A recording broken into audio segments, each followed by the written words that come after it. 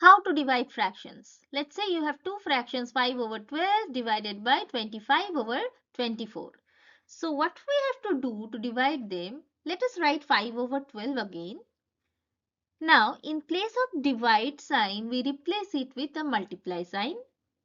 Then we have to do the reciprocal of the second fraction.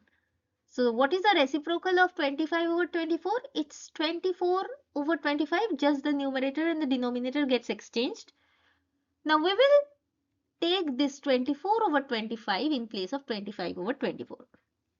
Now we will just do the multiplication as we have learnt in our um, session where we have learnt multiplication of fractions. So 12 times 1 is 12, 12 times 2 is 24, 5 times 1 is 5, 5 times 5 is 25. Now we multiply the numerator with the numerator.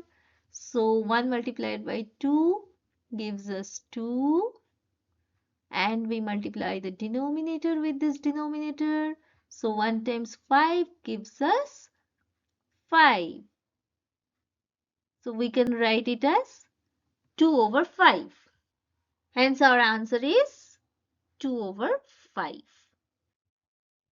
Let's take another one, 3 over 7 divided by 6 over 14. So again we will write 3 over 7 as it is. The first fraction will remain as it is. In place of division we will do multiplication.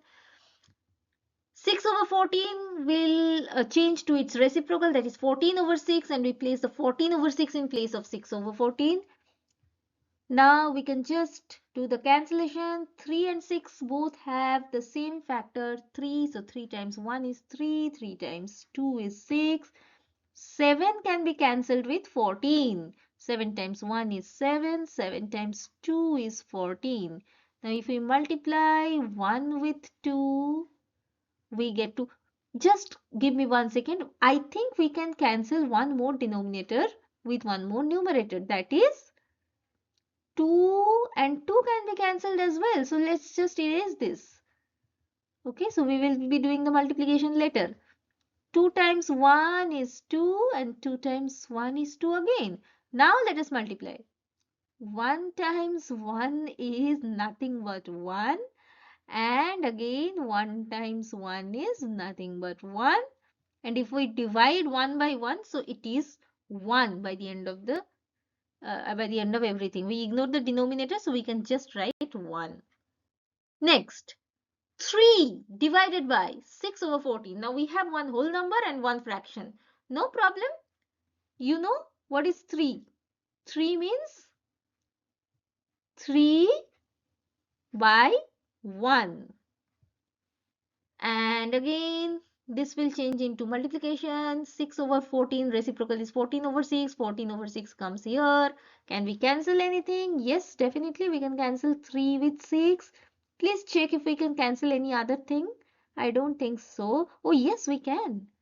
So 2 and 14 can be cancelled. 2 times 1 is 2. 2 times 7 is 14. Okay. So now we can multiply our numerators and our denominators since we have nothing more to cancel. So 1 times 7 is 7. 1 times 1 is 1. Hence we get our answer as 7, because 7 by 1 gives us 7 by 1 gives us 7. We can ignore the 1 in the denominator. Next, it's 3 over 7 divided by 1 over 14. 3 over 7, multiplication sign. 1 over 14 becomes 14 over 1. We can just keep it here. Now we need to cancel. 7 should be cancelled with 14. 7 times 2 is 14. 7 times 1 is 7. So no more cancellation is possible.